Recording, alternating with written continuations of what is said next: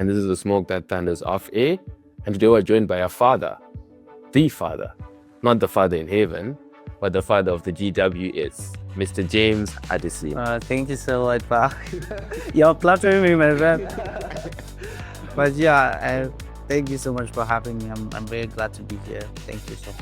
And thank you so much for joining us once again.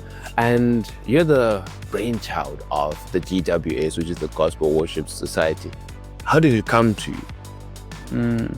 So when you say how do you come to you, that's like, I don't even know how to reply that, but I'll just put it this way that, so I got a message from the Lord saying, raise soldiers for me, but I didn't really understand that.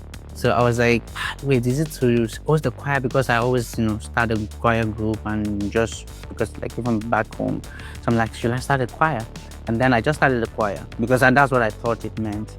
And we did it for a while. I've had my challenges and I was down, basically. Like I was even almost depressed because I was frustrated.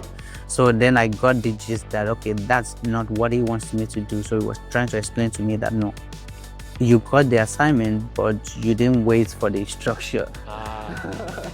So, and then I got the message that, okay, you know what, I want you to raise soldiers for me, not just to sing only, but to dominate. So basically kingdom influencers, kingdom-minded people, the people that want to dominate wherever they find themselves, right? So for example, he was telling me that actually one thing that really pushed me was that he said there are a lot of Christians that I want to use in those big places, but they're not even thinking of going there. I want to use, for example, I'm so happy that, you guys started a radio and you're a Christian, and it's like, I want people on radio station, on TV station, close to the president, but Christians are not even thinking about that. They're only thinking about, oh, let me just do this job and then, figure out my life, or let me just, so it's like, I want people there. And the only way they can do that is, number one, first of all, bring people from different nationalities to break the barrier of, oh, this is my church, that is my church. Bring everybody together. Are you a Christian? Come, and then share the gospel of Christ together and then worship together. From there, you change everyone's mindset to let them know that it's not just about singing and dancing. You can actually dominate in your field. You can think of an idea, you can know your purpose, you can understand what you are meant to do in life, right? So that I'm like, oh my God, this is huge. It's bigger than me. It's bigger than me. I don't think I can do this. And it's like, I don't call, I forgot how you use the word, like, I don't call you because I think you're the best for it. I call you so that when you get there, you will remember who took you there. So I'm like, he invested in you give it. So I'm like, okay. So, and I just started. I think one thing I love about myself is that, of course, I've been really down. I won't lie to you, but he picked me up back. And then right now that I'm going right now, the song, No Going Back. No, like I'm just going now because I know that he's got me. Like, for example, you can see the proof, you mentioned it yourself. I mean, sometimes I don't even see it myself until people actually tell me that, James, actually you guys are doing something. But like, sometimes I'm still looking at the number. Oh, maybe there are not a lot of people here. Oh, there's not this. But when people tell me about the testimonies that they're getting from some of our concerts or some of our events, I'm like, okay, so now I can trust him even more. Because when I was jobless, literally I was jobless for like 1 year and I didn't know how my rent was coming. 1 year? Yeah, 1 year. Like, I started it in Warsaw. 1 straight year in Warsaw and I was jobless. I deleted GWS, I deleted Instagram, deleted all. You left it all? I deleted everything. Damn. But then it was like, see, whenever I'm now working on this trip, it's like, if you are continuing, that one you would have saved him.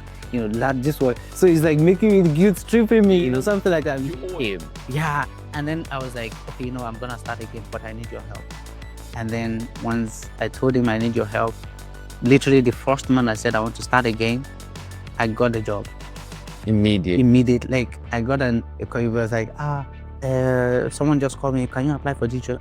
They called me, I applied at 9 a.m. They called me at 12. Wow. Come and start on Friday. Oh, wow.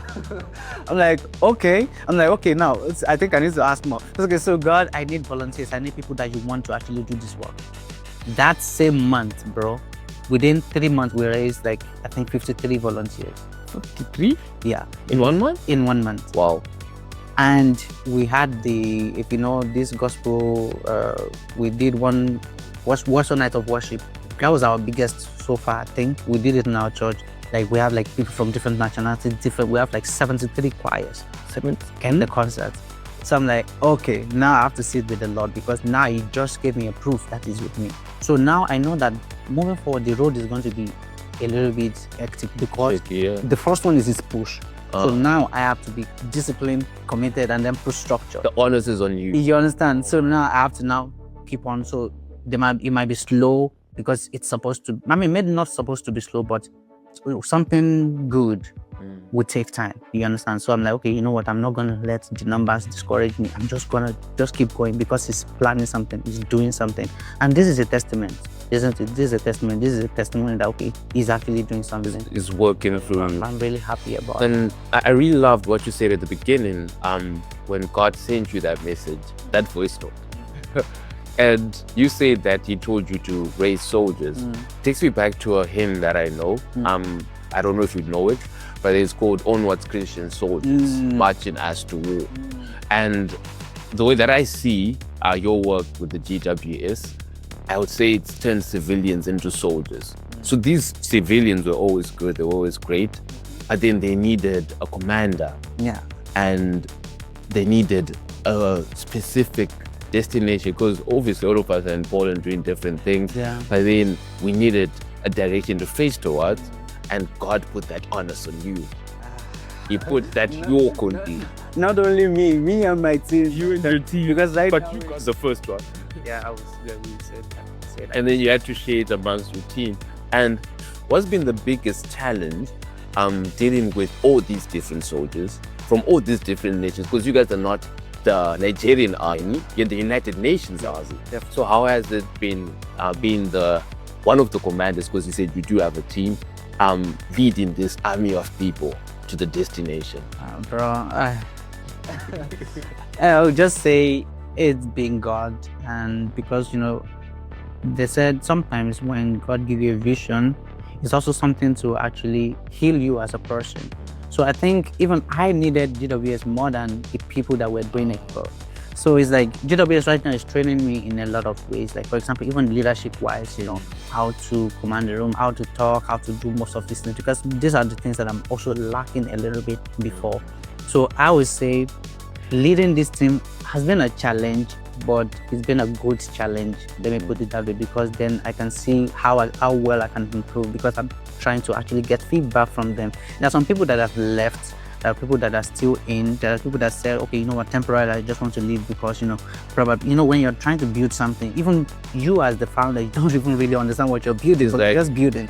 So, and there are some people that will be like, you know, I want a structure. I want to know where we're going. Even I don't know where I'm going. But I just want to really appreciate my team. So the ones that have been with me from day one, you know, I can mention, you know, few names, but they've just supported. You know, we know that you don't really understand yet, but we're still here with you. And then I just realized that as I move forward, as I take an action, I get more explanation, more instructions from him. And that's been like the biggest flex so far, because I see that there are some people that will just join because they just want to, you know what, you know, they want to look good, anything. And then when the thing gets rough, when they have to roll up, yeah, they leave. And it just makes me to also realize people in different colors, because like you said, you know, I'm dealing with people from different nations, different nationalities, so I don't really understand even some of their cultures, but I'm learning, right? I'm trying to like understand them, trying to know what to do, try to associate with them, and try to create a family with each other, because if we can't create a family within the GWS, how can we create a family with you know, so with the world? So we need to first of all create a family within the team, let everybody actually understand each other, get each other, know each other. Okay, this person is from this country, this person, to create like a good respect, you know, within the family. And then from there, people will see it. You know, I always tell people, when you see me, don't judge me based on what I'm doing, judge my team. You understand? See what my team is doing, and then if they're doing bad, then you understand, I'm doing bad. So please give me compliment or feedback based on them, so that I can know what I can work with. Judged by soldiers, not my commands. You understand? Oh. So, and I'm just really happy about what the Lord has been doing so far. It's been a lot of ups and downs, but I really think I almost envy you in the sense of your humility, because I mean, we've been running for like 10 minutes on this episode, and you've said God probably after every 20 seconds. Bro, I can't do this. You can't do it by yourself. It's not possible, bro. It's not possible. I can't say I brought myself here. It's how is it? You carried. Yeah, it just is being the one.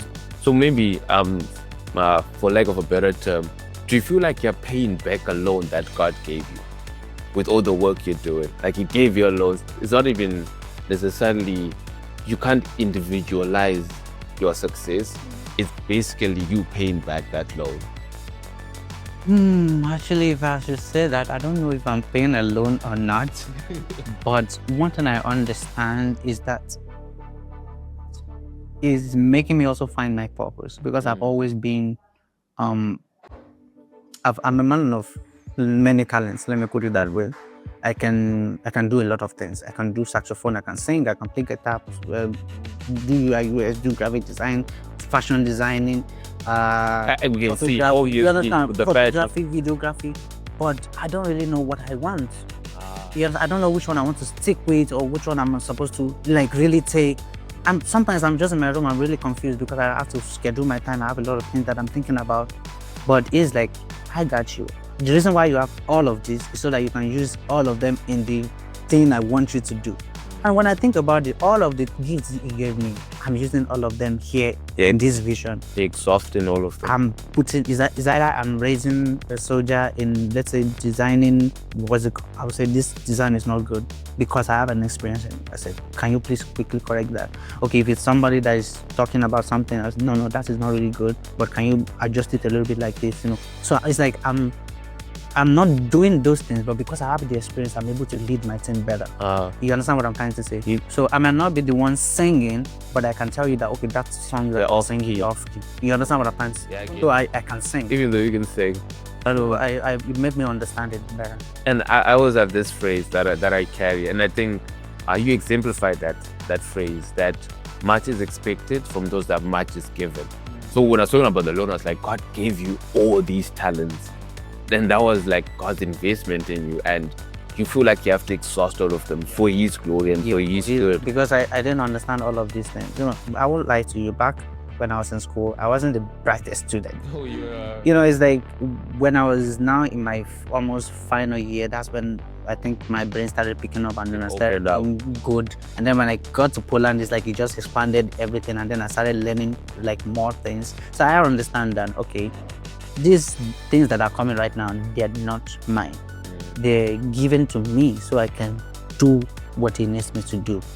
If you look at our core in GWS, creativity, connectivity, and contribution, right?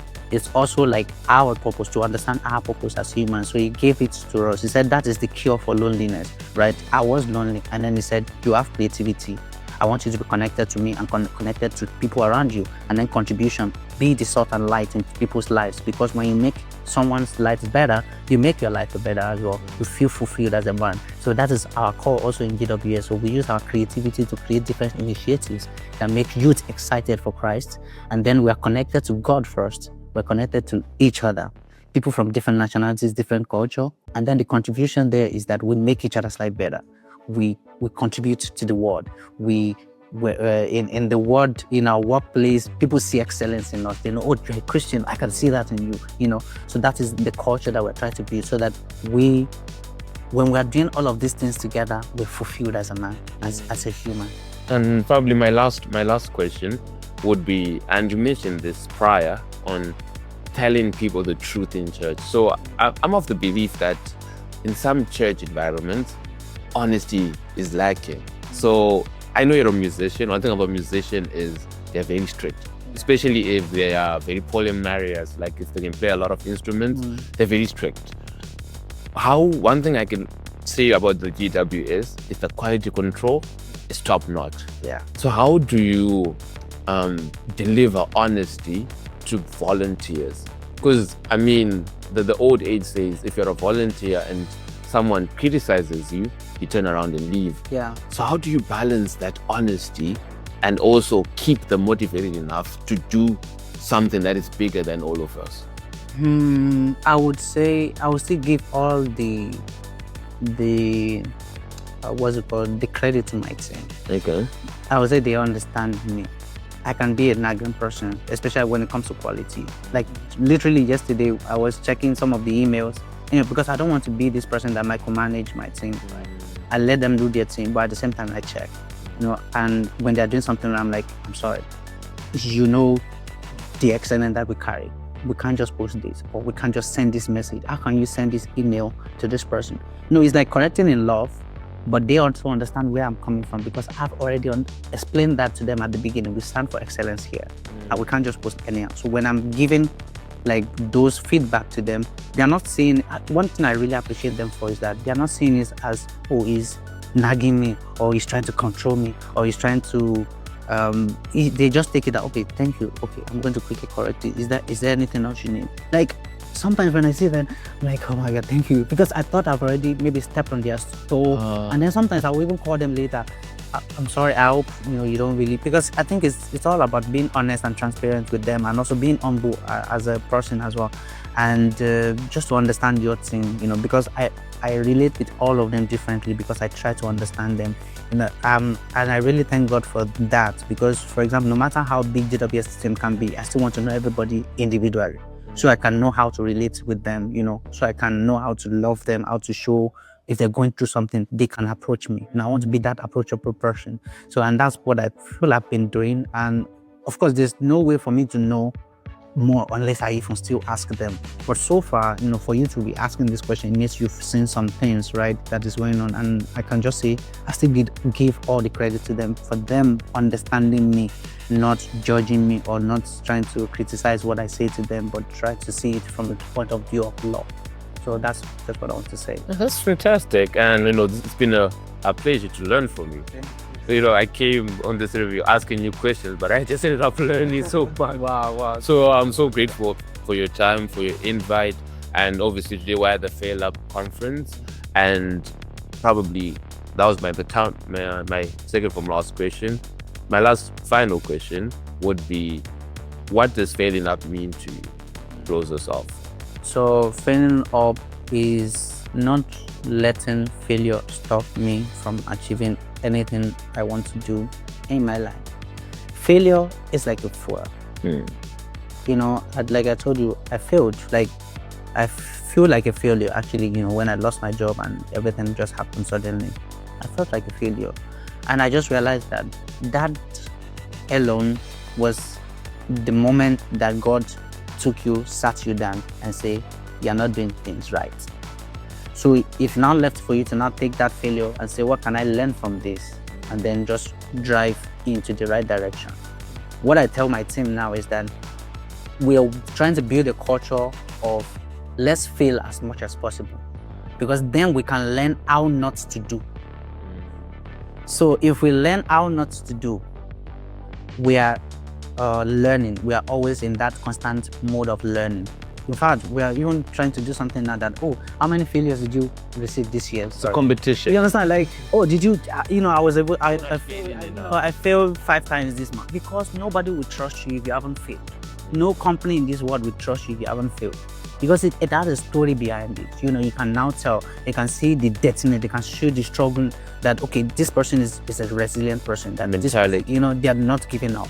So that's what I'm trying to raise in my team, so that when they apply for a job interview, they just don't give up after one application. They go again and again and again.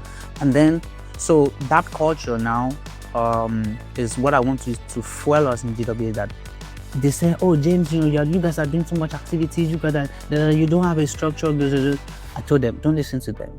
Because what we're doing, we're not just doing activities. We're doing something that will fuel us, that will change our life, that will change the nation. You understand? We already have a call. We have a mission. We know why we are doing what we're doing. We're not just doing random activities. They have a reason. This fail up is to change our mindset. This conference is to change our mindset, because we can't say we're Christians and want to change the world and we have a shady or bad mindset. that's one of the reasons. So we're doing all of this for a reason.